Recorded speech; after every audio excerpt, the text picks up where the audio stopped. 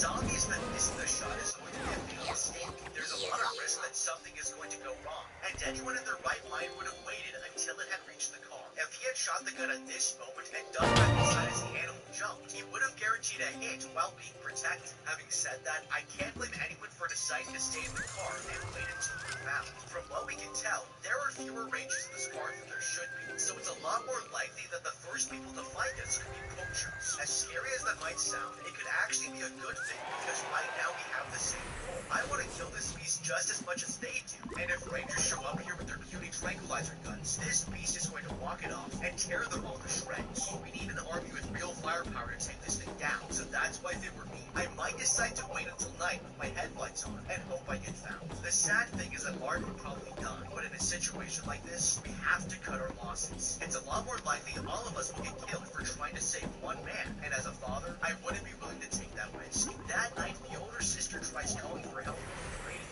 but there's no response. They don't know where the animal is hiding, and have no choice but to hope someone finds them. Later, the ranger wakes up and asks the man what happened to the lion. The father tells him they last saw it wandering around the area, but they don't know where it is now. It's strange behavior for a lion, and Martin here suggests he knows why. Poachers must have killed the rest of its pride, and now it's adapted to hunt down any human it sees to get revenge. It's the deadliest animal he's ever encountered, and the man makes it clear their best chance of survival is to stay inside and wait for help. Later that night, the father wakes up and apologizes to his daughter for not being around when her mother was sick. It's a heartfelt moment, but the conversation is interrupted when they hear a voice on the radio. She thinks it must be a search party, and they're finally going to the rescue, but that's when they start getting close to the distance. A group of people are heading their way, and one of the girls notices that the girls on the streets must be poachers. With no other sign of rescue, the father runs outside the gate. He tells them that his men needs help getting back to town after they were attacked by a lion. The poachers realize it's the same beast that had attacked them that last week, and this is their offers to take them to the village in exchange for money agreed to pay. The father accepts the deal, but that said, the poacher holds that the proceeds is up. That's when the rangers see the video that makes the men furious. When they go to the father, it reveals that Martin killed several of his victims in the past. The situation is getting out of control, and the father insists they put them down, but then he sees one of the poachers grab his daughter out of the way. He tries to stop him, but he tells them to leave the father alone.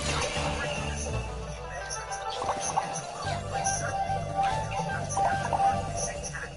Everyone starts panicking, and the girl runs to the man, and both manage to survive. He leads them back to the car, and the poachers start shooting at the beast. He makes sure everyone is safe, so he leaves them. He's going to steal the poacher's drugs and medicine, but the others need to be ready too. Quickly entering the field, he opens the door of the car safely, but discovers a problem. The keys aren't in the ignition, and the driver must have taken them, but there's nowhere in sight. Frustrated, he gets back to the city and tells the others he's wanted by the police with no choice but to cooperate. Obviously, Martin's going to go along with it,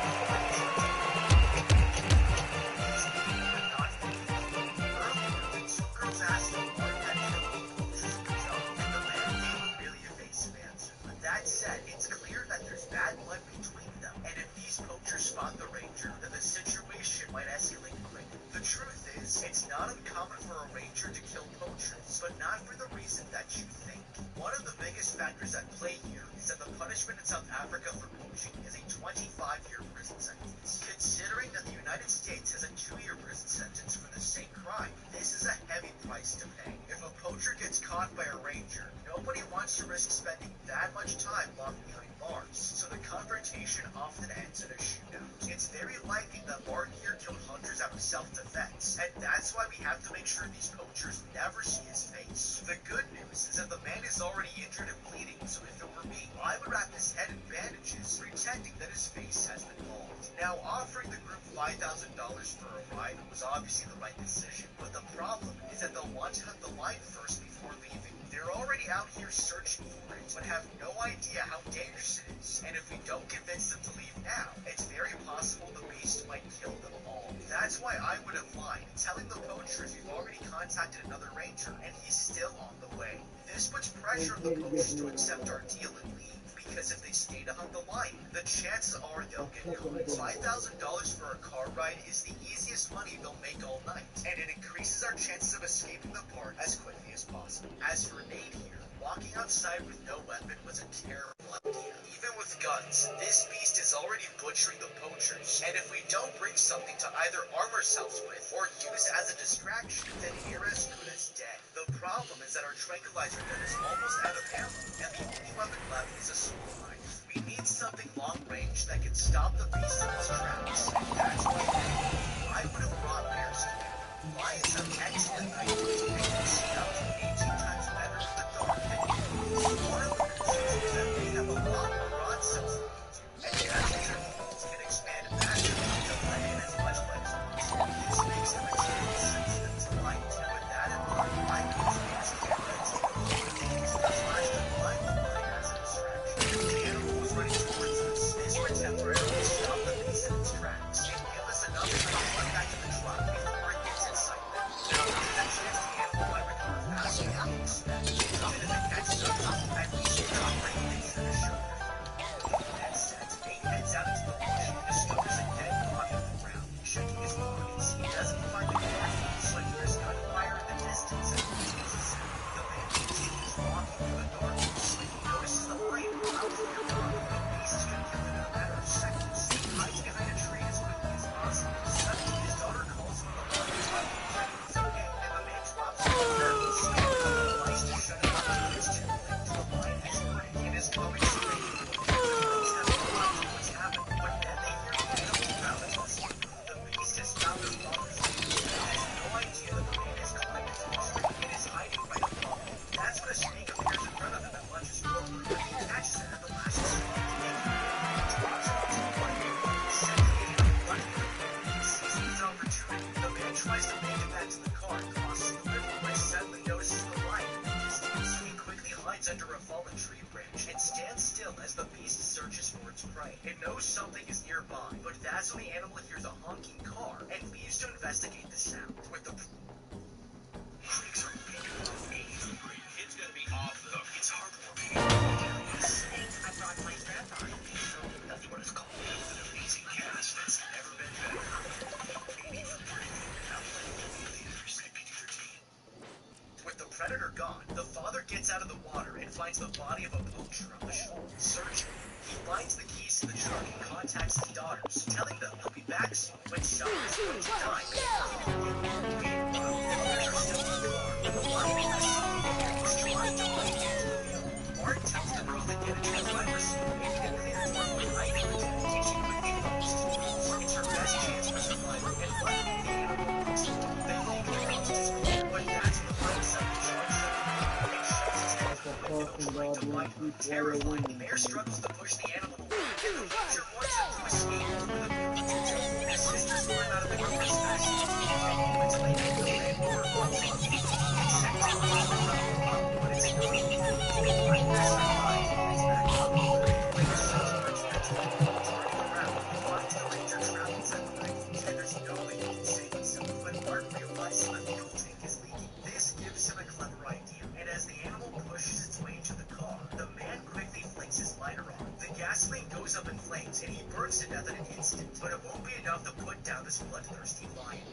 Okay, this was a wasted opportunity. Martin had a great idea to hold the lion inside as the vehicle was falling off the cliff, but the problem is he figured it out way too late. If you look here, you can see that as long as the car was kept in neutral, it wouldn't be that difficult for the girls to push this thing off the edge, and that's why if it were me, I would strongly consider luring the lion inside as a trap. We already know this beast will stop at nothing to attack a human, so we can depend on it to charge when it sees the survivors inside. With this in mind, I would swing open the front doors and keep the trunk doors ajar. If the plan works, the lion will charge into the vehicle, and as soon as it enters, we jump out the back and close the doors. His size will make it difficult to turn himself around, and it gives us an opportunity to push the vehicle off of the cliff with the lion trapped inside. It's definitely risky, but so is staying in the car. As we just pointed out, the vehicle is already hanging dangerously close to the edge, and right now we can choose to either trap the lion or trap ourselves. If you look at it this way, the strategy is a no-brainer, and if we aren't using our best opportunities to escape this situation, then we're not going to survive. Now, they had another opportunity that they should have taken advantage of a lot more strategically, and it all comes down to this walkie-talkie.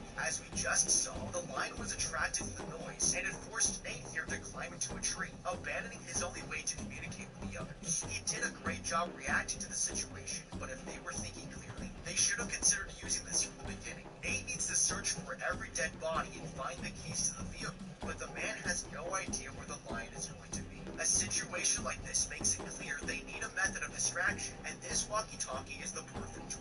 If it were me, I would tell my daughters to wait for 3 minutes, and then start screaming into the radio, while I set it down in the field and move in the opposite direction. If the plan works, the lion will be attracted to the noise, and it gives us the freedom we need to search for bodies, without worrying about running into the lion. It also gives us the opportunity to grab the poacher's guns, and since we know where the lion is going to be, we might be able to run back and pump the beast full of bullets before he realizes it's a trap. Meanwhile, the father heads back to the crash scene. There's an explosion of dust and smoke. He runs straight for the truck and finds out his wife is but there's another problem. His daughter has been injured and after the father reassures them that he's still alive.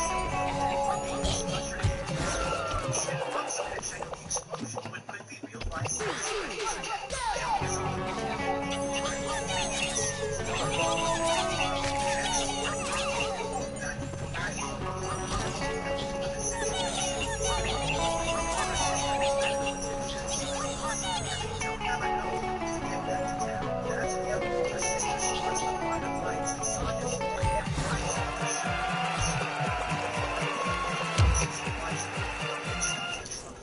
telling his daughters they should